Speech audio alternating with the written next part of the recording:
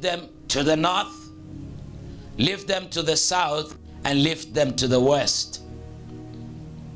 So he tells him that the way that I want you to lift your eyes and look, I want you to begin to look all around you. I want you to look all around you. And as you're looking all around you, as far as your eyes can see, so shall you possess the land.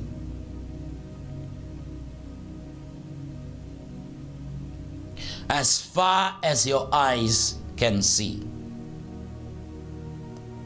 so shall you possess the land. So the possession of the land has nothing to do with his ability,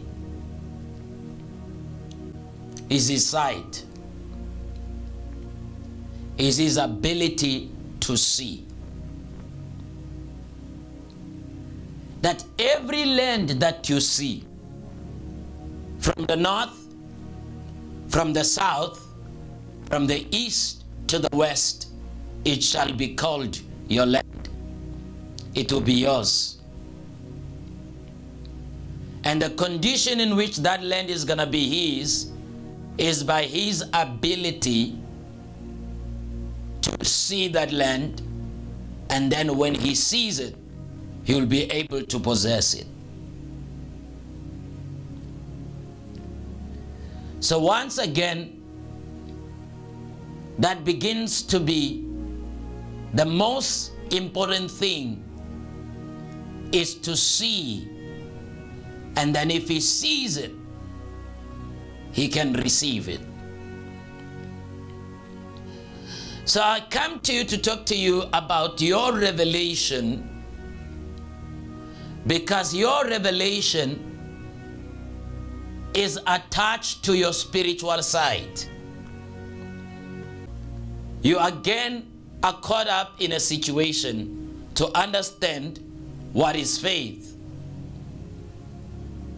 Because the Bible has explained to us that faith is the evidence of things that are unseen, the substance of things that are hoped for, as though that they are. Faith is the evidence of things unseen, substance of things that are hoped for, as though that they are. So in other words, in faith, what seemingly is invisible by the natural eye, by the eyes of faith, you have evidence of its presence.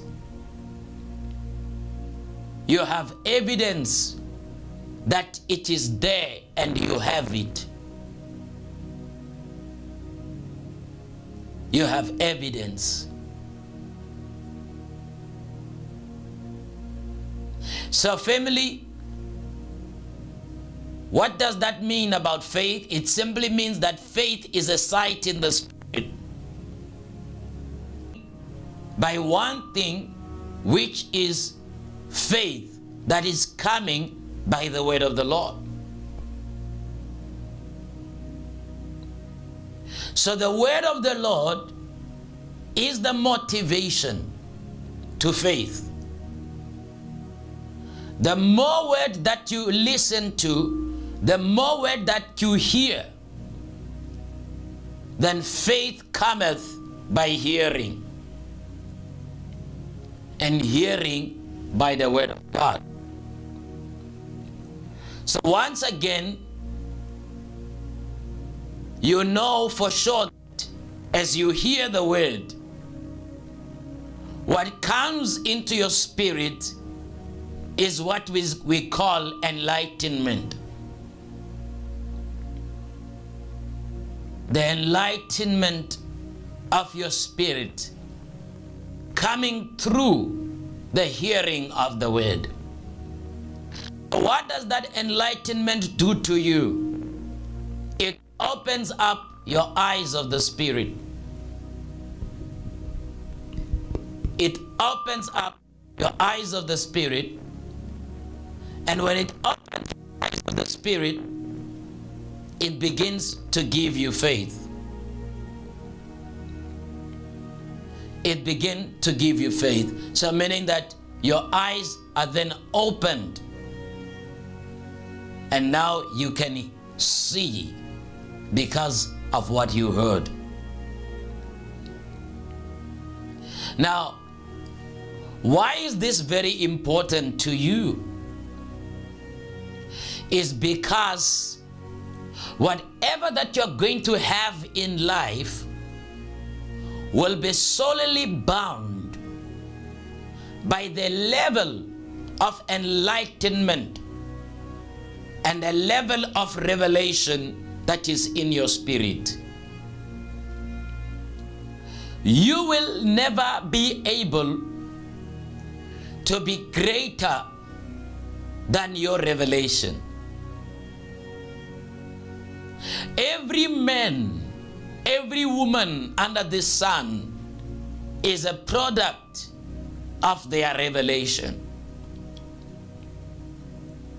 Is a product of what they have seen. Your revelation become the answer to destiny for you. Because again, the Abrahamic blessing is not limited to Abraham's ability, but the blessing is tied to his eyes. It's tied to his eyes. So God tells him, as far as your eyes can see,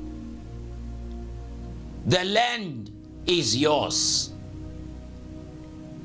So I'm not going to be the one who measures how much I'm going to give to you. I'm not going to be the one who measures how much do you. I'm not going to be the one who of the land that you need. But the measure of the land that you need and that you can possess depend on your sight, will solely depend on your ability to see. Therefore I say, as far as your eyes can see, so shall you possess the land.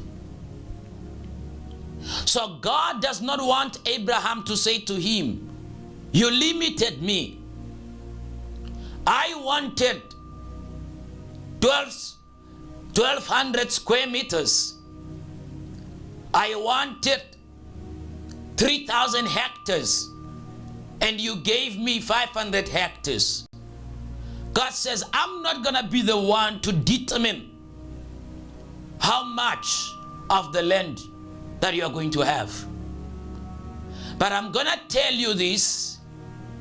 If you look at the west, look at the south, look at the east, as far as your eyes can see, so will you possess the land. So the limitation is not going to be me. The limitation is going to be your sight. So if you need more, you will have to see more. If you need more land, you will have to extend your sight so that you see beyond. And whatever that you see